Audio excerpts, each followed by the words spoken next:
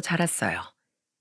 아빠는 사람의 인종, 나이, 학벌, 직업, 모든 것에 귀천을 따지지 않고 모든 사람은 존중받고 사랑받을 가치가 있다는 신념이 있으셨죠. 그렇다 보니 저 또한 아빠 같은 성인처럼 살지 못해도 적어도 색안경은 끼고 살지 않으려고 노력했습니다. 그런데 사람 인연은 하늘이 내는 것이라더니 제가 직업과 외형에 따라 사람의 귀천을 따지는 사람과 가족이 될 줄 누가 알았겠어요? 그 사람은 바로 저희 시숙입니다. 아이러니하게도 그 시숙 덕에 잊고 살았던 소중한 인연을 다시 만나기도 했답니다. 황당하고 우스웠던 시숙과의 에피소드를 지금부터 들려드릴게요. 저는 적당히 여유로운 집안에서 태어나 비교적 부족함 없이 자랐어요. 저희 엄마는 주부셨고 아빠는 서울의 모 대학병원의 교수셨죠. 아빠는 불우한 이웃에게 가진 걸 모조리 베푸는 분이었습니다. 돈과 자신의 시간, 의사인 자신의 능력, 자신의 모든 인생까지 전부 다 말이에요. 게다가 아빠는 주변이나 제자들에게도 항상 후한분이셨죠. 자신이 할 수 있는 선에서 의학적인 지식과 조언을 아끼지 않으셨고 지방에서 올라오거나 생계가 어려운 제자를 종종 집으로 초대해 식사 대접을 하시기도 했고요. 엄마 또한 따뜻하고 이타적인 분이었기에 엄마는 아빠가 데려온 손님을 인상 한번 찡그리지 않고 항상 반갑게 맞이해 주셨습니다. 그리고 엄마는 아빠가 하는 수많은 의료 봉사와 기부, 선행들을 말리는 법 없이 항상 아빠를 믿고 지지해 주셨습니다. 저와 오빠는 항상 그런 부모님을 존경했죠. 오빠는 아빠를 닮아서인지 공부를 엄청 잘했습니다. 하지만 오빠는 의대에 가고 싶어 하지 않았어요. 오빠는 언젠가 자기만의 사업을 하고 싶어 했죠. 서울의 명문대에 진학했던 오빠는 졸업 후 경험을 쌓고 일을 배우기 위해 대기업에 입사했습니다. 오빠만큼 똑똑하지 못했어도 나름 열심히 노력했던 전 서울의 중위권 대학을 졸업한 후 공기업에 입사를 할 수 있었어요. 그리고 제가 입사를 했던 그 해에 우리 가족에겐 더 없는 불행이 찾아오고 말았죠. 여보, 왜 이런 모습으로 돌아온 거야? 당시 아빠는 대학병원 교수직에서 은퇴하고 아프리카의 봉사를 떠나셨습니다. 이전처럼 단기 봉사가 아니라 아예 거기서 작은 병원을 짓고 거주를 하셨었죠. 몇 개월에 한 번씩만 귀국해 가족들을 만나며 말입니다. 그리고 결국 아빠는 그곳에서 병을 얻어 그대로 세상을 떠나고 말았습니다. 아빠는 화장이 된 채 유골이 되어 가족의 품으로 돌아오셨죠. 너무도 마음이 아팠지만 한평생 남들을 위해 사셨던 아빠다운 마지막이었다고 생각했어요. 아빠의 장례식엔 수많은 사람들이 줄지어 조문을 왔습니다. 아빠의 의사 동료분들과 아빠의 제자들, 어느새 모두 성인이 된 아빠의 후원을 받았던 학생들과 아빠의 봉사 덕에 살아난 수많은 환자들까지 장례식장은 인산인해를 이루었죠. 네 아빠가 가는 길이 외롭진 않겠구나. 이렇게 네 아빠를 위해서 울어주는 사람들이 많으니 말이다. 내 남편이었지만 참 훌륭한 사람이었어. 엄마는 눈물을 닦으며 북적거리는 장례식장을 바라보셨습니다.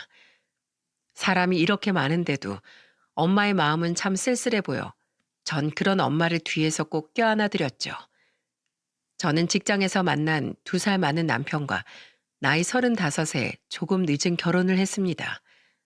밝고 쾌활한 성격을 가졌던 남편은 가정적인 남편을 꿈꾸던 사람이었어요. 우리 아버진 사업하느라 바빠서 집안엔 통 신경을 못 쓰셨거든. 지금은 많이 후회하고 계시지. 그래서 난 결혼하면 아내와 아이들을 제일 우선으로 생각하는 가장이 되고 싶어. 저 또한 가정보다 항상 어려운 이들을 위해서만 사셨던 아빠 아래에서 자랐던 터라 저는 남편의 결혼관이 참 좋았어요. 그래서 남편의 청혼을 받아들이게 되었는데 문제는 심호였습니다. 어딜 장남이 결혼도 안 했는데 차남이 먼저 결혼을 한다고 해. 내 눈에 흙이 들어가기 전엔 절대로 안 된다. 결혼 허락을 받으러 남편의 집에 갔던 날, 저는 너무 놀랐습니다. 시모는 남편의 친모가 맞나 싶을 정도로 남편의 형인 시숙밖에 모르는 사람이었거든요. 결혼이야. 누가 먼저 하면 어때? 태성이 나이가 벌써 37이야. 지금 가도 남들보다 서너 살은 늦게 가는 거라고. 태경이 쟨 글렀어. 아, 나이가 42인데 여태 결혼을 못한 거면 자기가 생각이 없던지 여태 짝을 못 만났던지 한 거겠지. 태경이가 결혼하게 기다렸다가 태성이 얘까지 평생 독신으로 늙어 죽게 만들 작정이야? 그래도 안 돼요. 먼저 태어난 데는 다 이유가 있는 거예요. 어디 못 빼먹은 집안도 아니고 차남이 장남보다 먼저 장가를 가? 아유, 사람 참 꽉 막혔다. 어쩜 자기 배로 낳은 자식들을 저리 차별하는지 원. 엄마, 왜 사람을 앞에 불러다 놓고 그런 말씀을 하세요? 이렇게 반대하실 거면 애초에 이 사람을 인사 오게 하지도 마셨어야죠. 솔직히 기분이 나빴습니다. 요즘 시대가 어떤 시대인데 장남, 차남 차별이랍니까? 게다가 약속까지 잡고 첫인사를 온 제 면전에 대고 저렇게 말하는 걸 보니 아예 확실히 반대를 하려고 일부러 저를 집까지 끌어들인 것 같았어요. 시모에게 화를 내고 절 배웅 나온 남편은 미안한 마음에 제게 고개도 제대로 들지 못했죠. 반면 시아버지는 공평하고 이성적인 분이었습니다. 평생 사업만 하느라 집안일은 전부 시모에게 맡겼던 탓에 시모에게 내심 미안한 마음을 가지고 계셨던지라 시모에게 함부로 말씀을 하지 못하셨지만 시아버지는 따로 저와 남편을 불러 이렇게 말씀하셨죠. 미안하다 수연아. 네 시어머니 될 사람이 워낙에 장남장남거리는 옛날 사람이라 그런다. 게다가 우리 태성이 형이 의사까지 되니까 세상에서 자기 장남이 제일 잘나고 귀한 존재라고 아주 철석같이 믿고 살았던 사람이야. 그래서 우리 태성이가 자라면서 마음고생 많이 했다. 아버지라고 하나 있는 사람이 집안을 잘못 돌본 탓에 우리 태성이 마음속 상처를 곰다 못해 아주 굳은 살이 되도록 방치해두었지. 근데 수연이 널 보니까 내가 마음이 놓였다. 참 바르고 선해 보이는 것이 우리 태성이의 마음을 잘 어루만져 주며 살 것 같아서 난 네가 참 마음에 들어. 네 시어머니 될 사람은 신경 쓰지 말거라. 태성이 너도 네 엄마 반대는 마음에 두지 말고 내가 알아서 잘 설득할 테니 어차피 집안의 주도권은 내가 쥐고 있으니 네 엄마 말은 무시해도 된다. 내가 너희들 결혼해서 살 집은 마련해 주마. 우리 집안 개혼인데 당연히 이 정도는 내가 해줘야지. 태성아 수연아, 부디 앞으로 사이좋게 잘 살길 바란다. 이후 시아버지는 정말로 시모를 설득하고 우리의 결혼을 밀어붙여 주셨습니다. 시모가 너무 마음에 안 들긴 했지만 저는 정말로 남편이 좋았고 시아버지 또한 멋진 분이라고 생각해 그대로 결혼을 진행했어요. 저희 엄마 또한 다정한 성격의 남편을 무척이나 마음에 들어 하셨고요. 한 가지 작은 문제는 시아버지께서 구해준 신혼집이 시댁과 같은 강남의 아파트 대단지 안에 있었다는 겁니다. 미안하다. 네 시어머니가 기어코 결혼시킬 거면 죽어도 학가를 하겠다고 데리고 살면서 며느리 교육을 시키겠다고 어찌나 야단이었는지 겨우 같은 단지 안에 신혼집을 구하는 것으로 절충했다. 시아버지는 저에게 많이 미안해하셨어요. 저는 시아버지가 저와 남편을 많이 위해 주신다는 것이 느껴져 오히려 시아버지께 죄송하고 감사했지만은요. 그런데 시댁과 같은 단지 안에 산다는 것이 생각보다 골치가 아픈 일이더군요. 제가 결혼한 지 얼마 안 되었을 때의 일입니다. 예, 너 일 끝나고 우리 집으로 건너와라. 내일이 네 시숙 생일이니까 미리 아침 생일상 차릴 준비하게. 제가 아주버님 생일상을 차리라고요? 그것도 전날 가서 다음날 아침상을 미리요? 갈비 같은 건 미리미리 재워놔야 할 거 아니야. 장도 미리 봐야 하고. 잔말 말고 건너와. 분명 그 이전 달 남편의 생일엔 시모에게 연락 한 통 없었건만 무슨 대단한 날이라고 시모는 시숙의 생일 전날부터 호들갑을 떨더군요. 아직은 어려운 시댁이었던지라 저는 아무 말도 못하고 시모가 시키는 대로 장을 봐서 시댁에 갔습니다. 아직 시아버지는 퇴근 전이었죠. 야근을 하느라 저보다 퇴근이 많이 늦었던 남편은 제가 집에 없자 제게 전화를 걸더라고요. 제가 시댁에서 시숙의 생일상 준비를 하고 있다고 하자 남편은 기겁을 하고 시댁으로 뛰어왔어요. 엄마, 형 생일상을 왜 제 아내한테 차리라고 해요? 절 그렇게 형이랑 차별하면서 키우시더니 이젠 제 아내까지 이런 취급을 하세요? 여보, 손에 든 거 당장 내려놔. 집에 가자. 너 엄마한테 그게 무슨 말버릇이야? 바로 그때 방에서 자고 있던 시숙이 방문을 열고 나오며 남편에게 말하더군요. 시숙은 심드렁한 표정으로 남편을 보며 말을 이었죠. 너 결혼하더니 아주 애처가 다 됐다. 나보다 먼저 결혼했다고 지금 유세 떠냐? 집안에 며느리가 들어왔으면 엄마가 자기 일 좀 거들게 할 수도 있는 거지. 그럼 엄마가 혼자 차리랴? 세상에, 저 정말 기겁을 했습니다. 시숙과는 별다른 대화를 해보지 않았던 터라 저는 시숙이 어떤 사람인지 잘 몰랐었거든요. 시숙은 자기 생일 아침부터 거한 생일상을 받는 게 아주 당연하다는 듯 말하더군요. 게다가 그 일은 당연히 집안의 여자들 일이라고 생각했고요. 저는 문득 남편이 너무 안쓰러웠어요. 생일이 한 달 차이 나는 형의 생일상은 거하게 차려주면서 자신의 생일은 신경도 쓰지 않는 엄마를 보며 남편이 얼마나 상처를 받았을지 상상이 되었거든요. 저는 조용히 앞치마를 벗었습니다. 그리곤 시모와 시숙에게 고개 숙여 인사를 했죠. 죄송합니다, 어머님. 지금 제가 아주버님 생일상을 계속 준비하고 있으면 제 남편이 더욱 상처를 받을 것 같아서요. 어머님도 아주버님도 중요하지만 저한텐 제 남편이 제일 중요해서 이만 가봐야 할 것 같습니다. 안녕히 계세요. 저런 버르장머리 없는 며느리 한번 잘못 들여서 우리 엄마 혈압 팍팍 오르시겠네. 시모는 뒤에서 기함을 했고 시숙은 혀를 끌끌 차더군요. 그러거나 말거나 저는 황급히 남편을 끌고 시댁에서 나왔죠. 그리고 엘리베이터를 타자마자 저는 다리가 풀려 그만 주저앉고 말았습니다. 여보, 괜찮아? 와, 나 진짜 떨려서 죽는 줄 알았어. 나 어른들한테 대들어본 거 태어나서 처음이야. 미안해, 여보. 괜히 나 때문에 소리를 듣게 해서. 미안하긴 뭐가. 괜찮아. 당신 기죽지 마. 이젠 내가 세상에서 가장 든든한 당신 백이야. 그동안 혼자서 마음고생 정말 많았겠다. 여보, 이리 와. 내가 한 번 안아줄게. 얼떨결에 제게 안긴 남편은 이내 눈물을 뚝뚝 떨궜습니다. 저는 그런 남편의 등을 쓸어 내려주었죠. 나중에 이야기를 전해드린 시아버지께선 미안하다며 제게 대신 사과 전화를 주셨습니다. 자신이 대신 시모에게 화를 내셨다면서요. 그런 시아버지를 봐서라도 전 차마 시모와 시숙을 함부로 대하지 못하겠더라고요. 그래서 전 다음 날 저녁 시숙에게 상품권을 생일 선물로 사다 주었어요. 시모에겐 전날엔 경황 없이 집으로 그냥 돌아가 죄송했다며 사과해드렸고요. 네, 어쨌든 잘 받을게요. 이미 저녁을 먹은 뒤였는지 시모는 우리에게 저녁 식사를 권하지도 않더군요.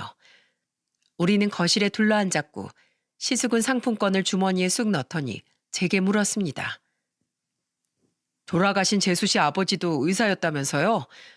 근데 재수 씨랑 재수 씨 오빠 되는 사람은 왜 의사가 못 되셨을까? 보통 의사 집안에선 의사 자식 하나는 나오던데. 전 그만큼 공부를 잘하지 못했고 저희 오빠는 의사의 뜻이 없었어요. 지금 작게 자기 사업하고 있고요. 아, 네, 사업요? 사람들은 꼭 할 거 없으면 사업한다고 하더라. 괜히 있어 보이고 싶어서. 재수 씨 오빠가 그런 사람이라는 건 아니고요. 태경아, 말이 지나치다. 시숙은 사람 기분 나쁘게 하는데 아주 도 같은 사람이더군요.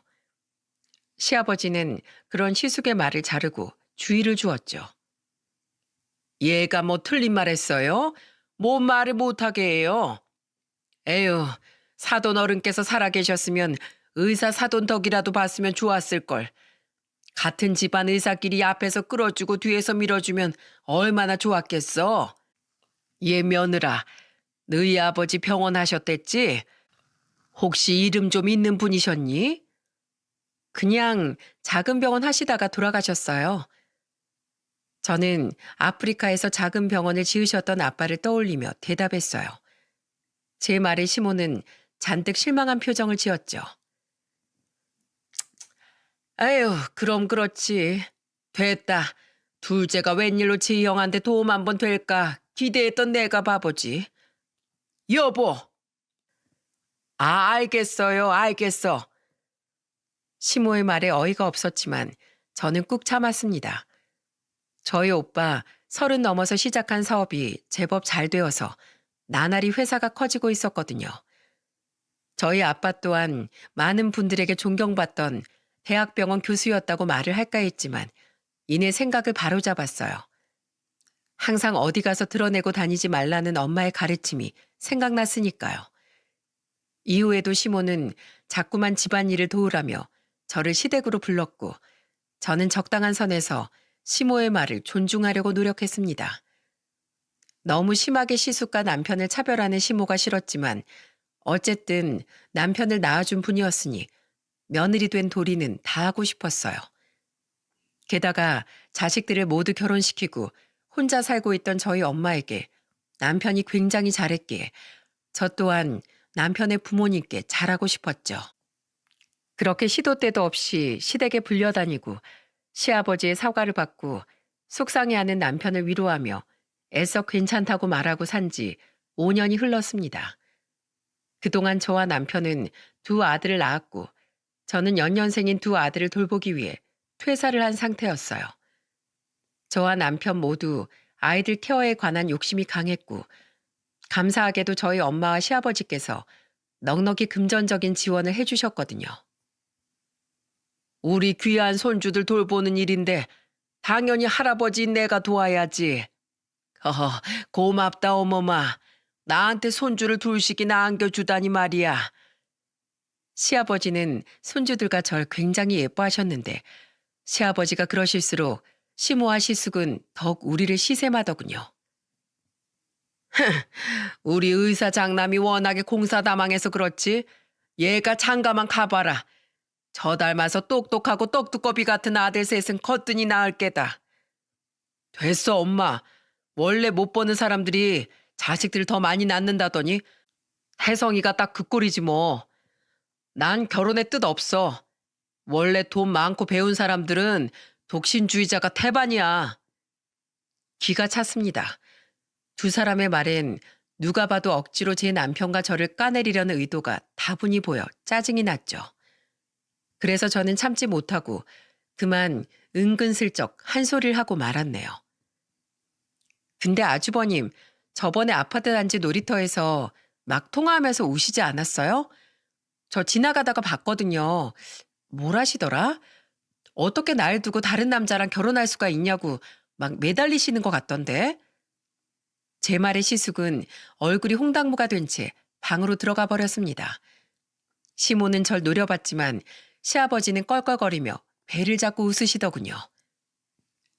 아주 우리 며느리가 한 방이 있구나. 그러던 어느 일요일이었어요. 오랜만에 아주 여유로운 주말이었죠. 저희 오빠 새언니가 조카들을 데리고 놀이공원에 놀러 가면서 저희 애들도 데려가 주었거든요. 육아에서 벗어난 남편은 오랜만에 조기 축구를 나갔고 저는 머리도 감지 않은 채 한껏 늘어져 있었어요. 그런데 그때 아주 불길한 휴대폰 진동이 울리더군요. 저는 조마조마한 마음으로 휴대폰 액정을 확인하곤 한숨을 푹 쉬었습니다. 불길한 예감대로 전화를 건 사람은 다름 아닌 시모였거든요. 시모는 제가 전화를 받자마자 대뜸 이렇게 말했어요. 예, 너 얼른 우리 집으로 좀 와라. 너 내 심부름 하나 해야겠다. 네 시숙이 급한 병원 일 때문에 이틀이나 집에 못 들어왔어. 이제야 숨 좀 돌릴 틈이 생겼다는구나. 내가 네 시숙 갈아입을 옷이랑 속옷 좀 챙겨놨으니까 냉큼 와서 이거 네 시숙 병원에 가져다 줘라. 제가요? 당황스러웠어요. 시숙의 병원엔 가본 적도 없고 다른 것도 아닌 시숙의 속옷 심부름까지 제가 해야 되나 싶었죠. 제 물음에 시모는 막 짜증을 내더군요. 그럼 무릎 아픈 내가 가랴? 당장 안 튀어와? 알겠어요. 근데 어머님, 저 시간이 좀 걸릴 것 같아요. 이틀 동안 집에만 있느라 쉬지도 않았고 씻고 화장도 해야 해서요. 선보러 가냐? 그냥 대충 입던 거 입고 오라고. 태경이 몇 시간 뒤면 또 수술 들어가야 한다는데 네가 빨리 가야 걔가 얼른 옷 갈아입고 눈이라도 좀 붙일 거 아니야. 시모는 소리를 지르며 절 보챘습니다. 전 하는 수 없이 한숨을 푹 쉬고는 대충 추리닝을 집어입고 떡진 머리를 하나로 묶었어요. 그리곤 검은 모자 하나를 눌러 쓴 채 시댁으로 향했죠. 시모에게 쇼핑백 하나를 건네받은 전 차를 끌고 주소를 검색해 시숙의 병원으로 갔습니다. 처음 가본 시숙의 병원은 개인 병원치고는 꽤나 큰 대형 병원이더군요. 저는 병원 로비에서 시숙에게 전화를 걸었어요. 그런데 의사 가운을 입은 채 로비로 내려온 시숙은 제 꼴을 보더니 갑자기 기겁을 하더라고요. 아니 재수 씨, 지금 옷차림이 그게 뭐예요? 내가 이 병원 의사인데 쪽팔리게 진짜. 화장은 고수하고 추리닝에 떡진 머리에 지금 내 체면 다 깎아먹으려고 작정했어요? 내 이미지라는 게 있는데 병원 사람들이 보면 뭐라고 생각하겠냐고요? 아니 아주버님, 저도 집에서 졸다가 나왔어요. 어머님이 하도 급하다고 보채셔서 기껏 온 사람한테 고맙다고 못할 망정 정말 너무하시는 거 아니에요? 아무리 엄마가 닥달했어도 시숙이 의사로 있는 병원에 왔으면 좀 단정하게 하고 왔어야죠. 잔말 말고 빨리 가세요. 앞으로 다신 여기 오지 마세요. 봐봐요. 환자고 직원들이고 다 쳐다보고 있잖아요. 시숙은 제 손에서 쇼핑백을 팍채가며 벌레 쫓듯 제게 가라고 손짓했습니다. 짜증이 있는 대로 밀려오더군요. 그런데 그때 의사 가운을 입은 중년의 의사 한 명이 지나가다가 멈춰서서 저를 유심히 쳐다보는 게 아니겠어요? 저 사람은 누군데 날 저렇게 뚫어져라 쳐다보나 싶어서 저 또한 그 남자를 쳐다봤는데 어딘가 낯이 익더군요. 그리고 이내 그 남자는 저와 시숙 가까이까지 다가와 시숙에게 말을 걸었죠. 진태경 선생, 이분은 누구신가? 병원장님, 안녕하십니까? 중년의 의사는 바로 이 병원의 병원장이었더군요. 시숙은 조금 전의 모습은 온데간데 없이 한껏 깍듯한 말투로 병원장님에게 인사를 했습니다. 그리고는 곤란한 표정으로 저를 흘기더니 제 소개를 아주 어이없게 하더라고요. 그냥 모르는 사람입니다. 방금 저분 손에서 가져간 거 언뜻 보니까 옷가지들 들어있는 쇼핑백 같던데 모르는 사람이라고? 이거요? 그냥 저희 어머니가 심부름 시키려고 보낸 사람입니다. 신경 쓰지 않으셔도 되는 사람이에요. 모르는 사람이라니 아무리 제 옷차림이 창피해도 그렇지 저게 할 소리입니까? 기가 차서 어이없는 표정으로 시숙을 쳐다보고 있는데 자꾸만 절 살피던 병원장님이 대뜸 제게 묻더군요. 그리고 병원장님의 질문을 들은 순간 저는 기겁을 하고 말았습니다. 저 혹시 이름이 어떻게 되십니까? 저요? 김수연이라고 하는데요. 그럼 혹시 아버님 조남이 김정자 규자 아니십니까? 네? 이름은 맞는데 저희 아빠를 아세요? 저는 깜짝 놀라 병원장님에게로 고개를 돌렸습니다. 저의 긍정에 병원장님의 얼굴이 갑자기 환해지더니 한박 웃음을 짓고는 제게 이렇게 말했습니다. 맞죠? 김정규 교수님 따님. 이야, 여기서 뵐 줄은 꿈에도 몰랐네요. 정말 반갑습니다. 병원장님은 제게 허리까지 숙여 인사를 했습니다. 저도 얼떨결에 그분을 따라 허리를 엉거주춤하게 숙였죠. 다시 허리를 세운 병원장님은 제게 자기소개를 했는데 그 말은 저에게 엄청난 반가움을 가져다 주었어요. 저 기억 안 나십니까? 저 김우연입니다. 김정규 교수님을 지도교수로 모시던 학생이었죠. 교수님께서 경상도에서 혼자 올라와 살고 있던 절 안쓰럽다면서 집에 종종 불러 식사 대접도 해주셨는데 그때 수연 양이 아마 고등학생인가 그랬던 것 같아요. 전 그때 30살 안팎밖에 안 됐었고요. 아, 그분이시구나. 깜짝 놀랐습니다. 어딘가 낯이 익다 했더니 아빠가 대학 교수 시절 집에 불러 가끔 밥을 먹이고 보내던 제자분이었더라고요. 이후 저희 아빠를 따라 같이 해외로 봉사를 다니기도 해서 저희 아빠가 찍혀있던 봉사활동 기념사진에도 아빠와 나란히 서 계시던 분이었죠. 기억을 곱씹어 보니 아빠의 장례식장에서 굉장히 서럽게 울던 그 병원장님의 얼굴이 생각났어요. 저는 그제야 반가운 표정으로 병원장님이 내민 손을 잡고는 크게 위아래로 흔들었습니다. 여기서 이렇게 뵐 줄이야. 그동안 잘 지내셨어요? 저야 잘 지냈죠. 사람 인연이라는 게 참 놀라울 일입니다. 정말 너무 반갑네요. 혹시 시간 되세요? 저랑 차 한잔 하시겠어요? 그럼요, 좋죠. 놀라움과 반가움에 저는 잠시 시숙을 잊고 있었습니다. 뒤늦게 시숙이 생각나 고개를 돌려 시숙을 보니 시숙은 입을 떡 벌리고 맹한 표정을 짓고 있더라고요. 제가 시숙을 보자 병원장님 또한 시숙을 바라보며 조금 굳은 표정으로 이렇게 말하셨습니다. 진태경 선생도 함께 하지. 보안이 남이 아닌 것 같은데 왜 뻔히 아는 사람을 모른 척합니까? 이런 훌륭한 분의 따님을 지인으로 둔 것이 얼마나 영광인 줄도 모르고. 내 방으로 들어갑시다. 내가 들어가서 이분 아버님이 얼마나 훌륭한 분이었는지 내 진태경 선생에게 가르쳐 줄게요.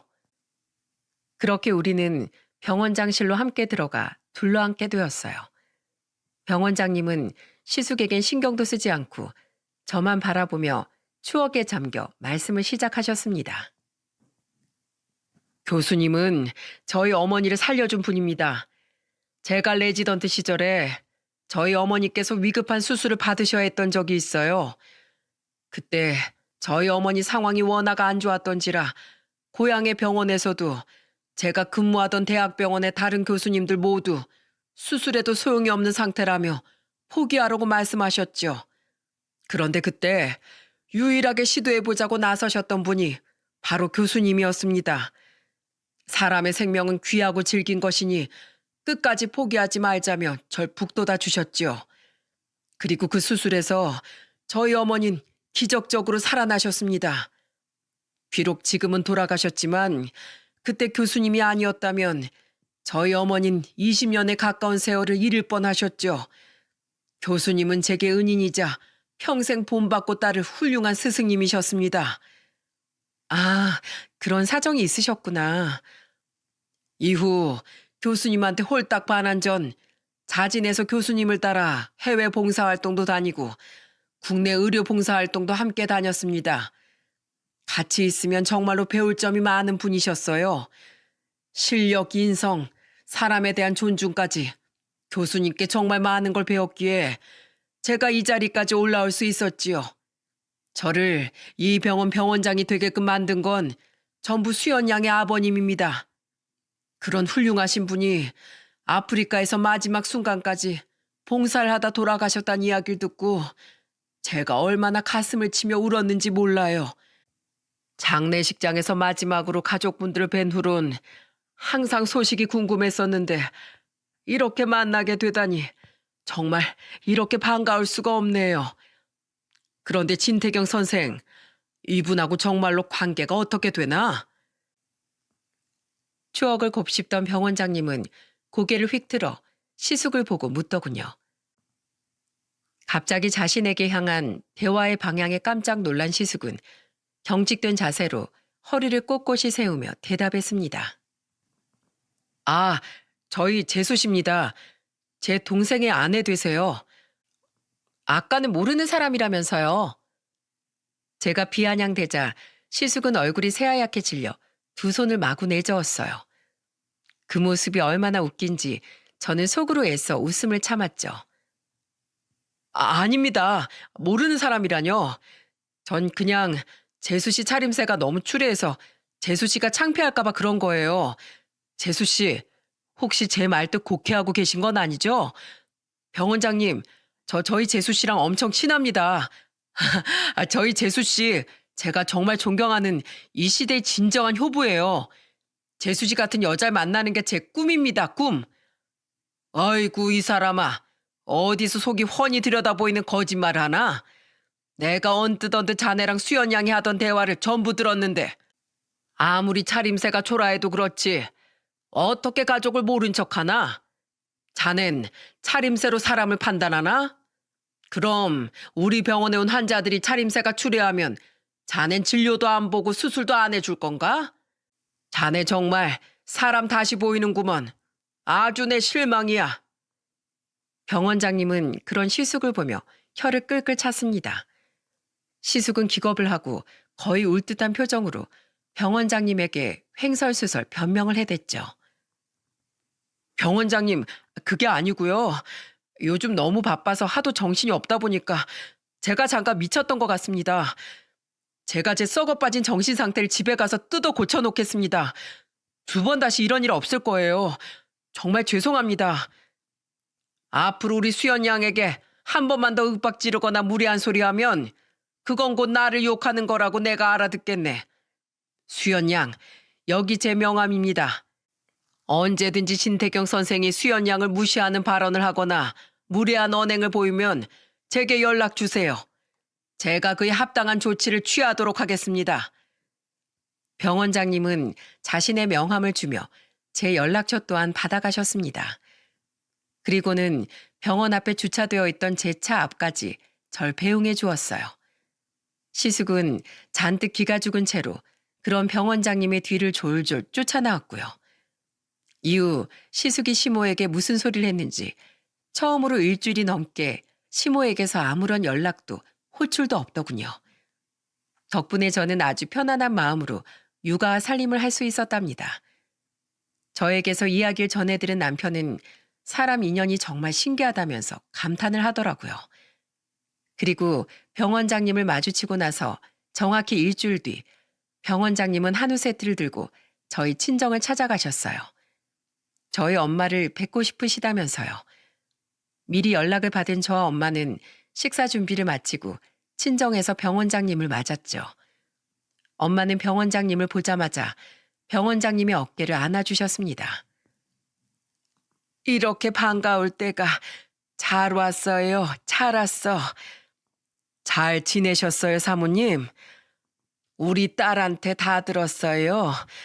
사람 인연이 어쩜 이렇게 신기할꼬. 우리 남편이 이렇게 훌륭하게 자란 김우연 선생을 보면 정말 기뻐했을 텐데 어여 들어와요. 엄마는 병 원장님께서 사온 한우를 굽고 직접 요리한 불고기와 된장찌개를 내놓으셨어요. 병 원장님은 고기보다 먼저 된장찌개를 떠드시곤 감탄을 하셨죠. 정말 오랜만이네요, 사모님. 사모님표 된장찌개 정말 그리웠습니다. 그 어느 식당을 가도 사모님이 끓여주신 된장찌개 맛이 안 났거든요.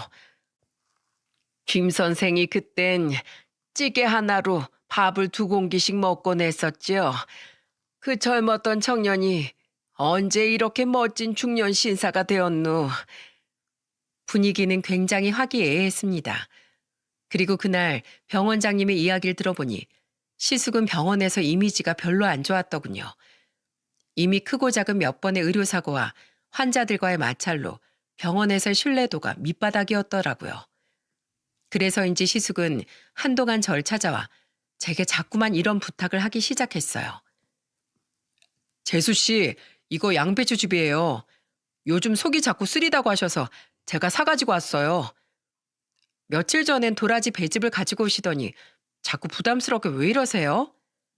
에이, 가족 사이 이 정도는 얼마든지 해드릴 수 있죠.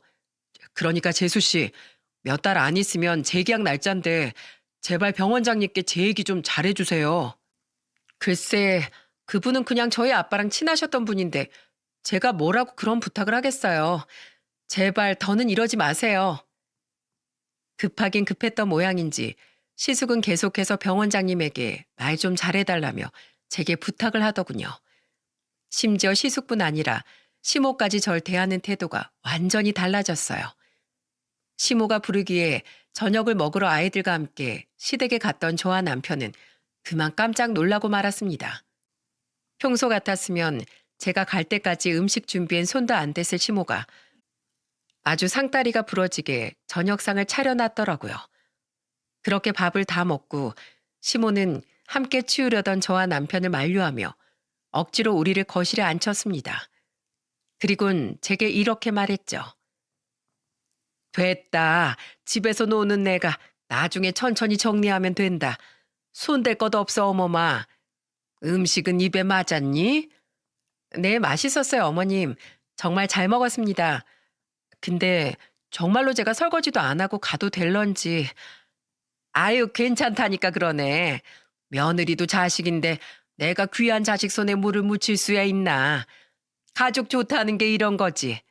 그래서 말인데 어머마, 우리 태경이가 일하는 병원 원장님이랑 친분이 두텁다면서? 어머마, 가족 좋다는 게 뭐냐.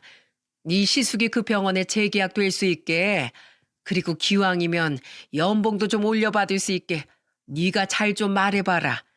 그리고 다른 병원장들 사이에 네 시숙에 대한 이야기도 좀 잘해달라고 부탁 좀 해봐. 그 바닥 소문이 워낙에 빠르다며? 사람이 살다 보면 실수할 수도 있는 건데 그깟 사소한 사고 몇 번 치고 무식한 환자 몇이랑 말다툼 좀 했다고 얘 이미지가 순식간에 안 좋아졌다잖니. 그럼 그렇지. 시모 입에서 병원장님에 대한 이야기가 언제 나오나 했습니다. 거기서 저는 느꼈습니다. 이 문제에 대해 마무리를 짓지 못하면 계속해서 두 사람은 제게 헛된 기대를 할 것 같다고 말이죠. 그래서 저는 단호한 말투로 기대에 찬 눈빛을 보내던 시모와 시숙에게 말했습니다. 한순간의 실수로 왔다 갔다 할 수 있는 게 사람 건강이고 목숨인데 의사가 그깟 실수 몇 번이라뇨. 그건 의사로서의 제대로 된 마음가짐이 아니죠. 아주버님, 제가 오늘 확실히 말씀드릴게요. 저는 병원장님께 아주버님에 대한 그 어떤 말도 하지 않을 거예요. 좋은 말도 나쁜 말도 전부요. 사람한테 의지하지 마시고 그냥 아주버님의 평소 인성과 실력대로 평가받고 결과에 승복하세요. 왜 그런 중요한 일을 남의 손을 빌려서 해결하려고 하세요? 제가 그런 부탁을 하는 것 자체가 병원장님께 신뢰를 하는 거예요. 전 그렇게 무례한 사람이 되고 싶지 않습니다. 이 이야기 더는 화두에 오르지 않았으면 좋겠어요. 뭐야? 이게 덕볼 일 좀 생겼다고 사람이 오냐오냐 해줬더니만 감히 네 시숙한테 어쩌고 저째? 너 당장 사과 안 해? 제 말에 시모는 순식간에 험악하게 돌변하더군요. 시숙은 뒤에서 똥 씹은 표정을 짓고 있었고요. 두 사람 성미에 제게 설설 기기가 무척이나 힘들었을 텐데 오래 참았다 했습니다. 네가 뭔데? 둘째네 너희가 우리 태경이보다 잘난 게 뭐가 있어? 머리가 좋아? 직장이 좋아? 아니면 돈을 더 잘 벌어? 너희 시숙은 우리 집안의 대들보야. 우리 집안의 미래라고. 어디 무식하게 집안 우더른도 몰라보고 말을 함부로 짓거려?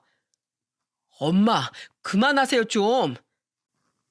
도를 넘은 시모의 말에 남편은 버럭 화를 냈습니다. 시아버지도 잔뜩 인상을 쓴 채 시모를 나무랐고요. 저는 남편의 팔을 밀쳐내고는 시모를 똑바로 마주보고 이렇게 말했죠. 머리 좋고 직장 좋으면 무조건 우러러 봐야 하나요? 아니요. 저는 모든 사람은 다 똑같이 존중받고 귀하게 대접받을 자격이 있다고 배우며 자랐습니다. 그리고 그 생명을 직접 마주하는 직업을 가진 의사는 항상 실력과 인성이 우선이어야 한다고 아빠에게 들었고요. 그래서 전 의사라는 직업을 우습게 생각하고 청탁에 의지하려고 하는 아주버님을 용납할 수 없었을 뿐이에요. 뭐야? 야, 너 진짜 제대로 시집살이 한번 당해볼래? 제 말 아직 안 끝났어요. 어머님, 그리고 앞으로 더 이상 저나 남편, 시도 때도 없이 오라가라 하지 마세요. 저희가 어머님 심부름꾼인가요? 어머님하고 아주버님 모시는 종입니까? 예전엔 남편 생각해서 어머님 말씀 최대한 존중해 드리려고 노력했는데요. 더는 안 되겠어요. 이번에 병원장님을 만나고 깨달았어요. 말도 안 되는 이유로 사람을 위아래로 갈라서 무시하는 어머님 때문에 마음고생하는 딸이 되는 건 모든 사람을 차별 없이 사랑하라고 가르쳤던 저희 아빠의 마음에 멍을 내는 일이라는 걸요. 그러니 어머님, 저희 그냥 이사 가겠습니다. 여기보다 좋은 집은 못 구하더라도 어머님 근처에서 더는 못 살겠어요. 애먼 저희만 맨날 찾고 부려먹지 마시고 그토록 아끼는 아주버니만 평생 끼고 사세요. 쉴 새 없이 쏟아지는 제 말에 시모는 입을 떡 벌리고 황당한 표정으로 절 바라보더군요. 저의 폭탄 발언에 넋이 나간 건 아이들을 챙기고 있던 남편도 그리고 시숙도 마찬가지였죠. 오직 가족들 가운데 시아버지만이 너털 웃음을 터뜨리며 박수를 치셨습니다. 그래, 이사 가라, 가. 아주 당차서 좋다 우리 며느리. 왜 좋은 집을 못 가? 여기서 집 뺀 돈 그대로 들고 가거라.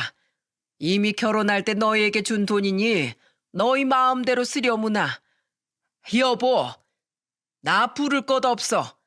당신도 더는 애들 괴롭히지 좀 마. 사람이 나이가 먹었으면 점잖아 질 줄도 알아야지. 어쩜 날이 갈수록 못나죠? 첫째를 저렇게 못난 인간으로 만든 건 바로 당신이야. 태경이 너, 네 재수씨 앞에서 아주 창피한 줄 알아라. 당신, 한 번만 더 태경이 일로 며느리랑 태성이 귀찮게 해봐. 당신하고 태경이 둘 다 이 집에서 돈 한 푼 없이 쫓아내버릴 테니까. 태경이 여태 모은 돈 주식으로 전부 날린 거 내가 모를 줄 알았지? 어디 맨몸으로 밖에 나가서 살 각오되어 있으면 마음대로 해봐. 시모와 시숙은 시아버지의 말에 아무 말 못하고 인상만 찌푸리더군요. 엄한 표정으로 시모와 시숙에게 엄포를 놓은 시아버지는 저와 남편에게 그만 가보라며 다시 웃어주셨습니다. 집에서 나가는 저희 아이들에게 볼 뽀뽀를 하는 것도 잊지 않으셨고요. 제가 결혼했던 날들 중에 아주 최고로 속 시원했던 날이었네요. 남편 또한 제 배포에 놀랐다며 진작 자기가 먼저 큰 소리치고 시모를 막아주지 못해 미안하다고 말했죠. 그렇게 1년이 지났습니다. 저희는 시댁에서 차로 1시간 정도 떨어진 서울의 외곽에 새 터전을 잡았어요. 정말 숨통이 트인다는 것이 무슨 말인지 알겠더라고요.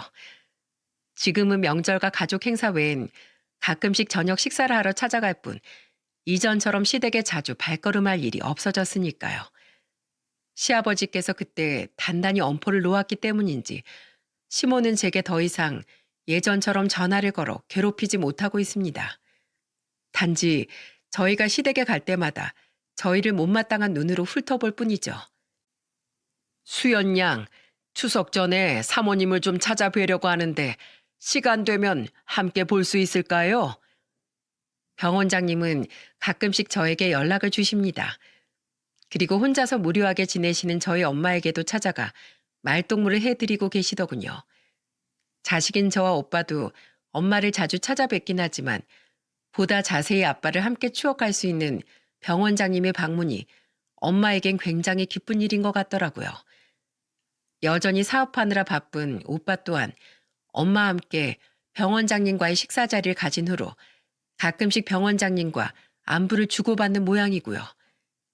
시아버지는 종종 퇴근길을 빙 돌아 저희 집에 들르곤 하십니다. 손주들을 보러 말이죠. 4살, 5살이 된 저희 아들들은 매번 선물과 맛있는 것을 사가지고 오는 시아버지를 무척이나 좋아한답니다. 비록 자신들을 달갑지 않게 여기는 시모와 시숙은 조금 싫어하지만은요. 에휴, 이 집에 오면 내가 아주 머리가 맑아지고 기분이 좋다.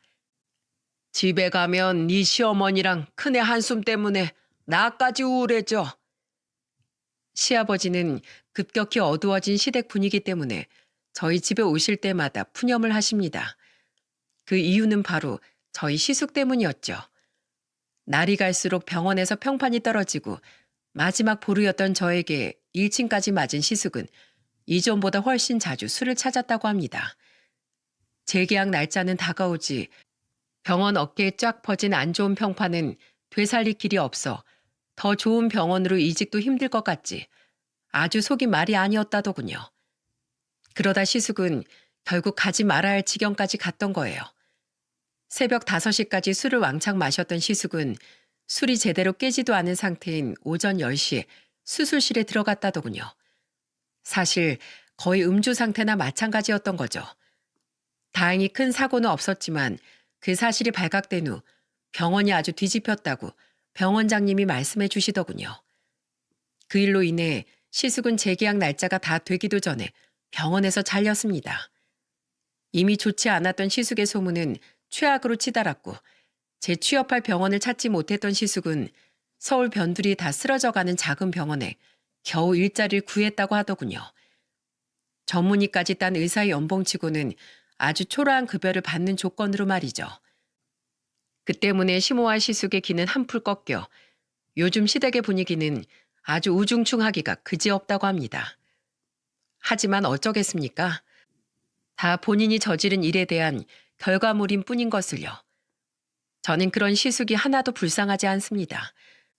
항상 생명에 대한 경각심을 갖고 살아야 할 의사가 환자의 건강을 우습게 알기에도 모자라 술까지 먹고 수술실에 들어갔던 일은 용서받을 수 없는 일이라고 생각하니까요. 오히려 의사 면허가 취소됐어야 했는데 그러지 못한 것이 안타까울 정도로 말입니다. 요즘 남편은 이전보다 얼굴이 더욱 밝아졌습니다. 평생 자신을 차별하던 시모에게서도 멀리 떨어져 벗어났고 더 이상 제게 매일같이 미안해하지 않아도 되니까요. 당신을 만난 건 내 인생 최고의 행운이야. 고마워 여보. 이런 나를 남편 삼아줘서. 우리 애들은 절대 아무런 차별 없이 키울 거야.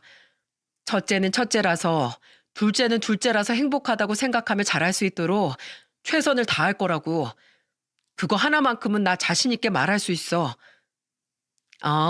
당신은 잘해낼 거야. 나도 당신 옆에서 최선을 다해 도울게.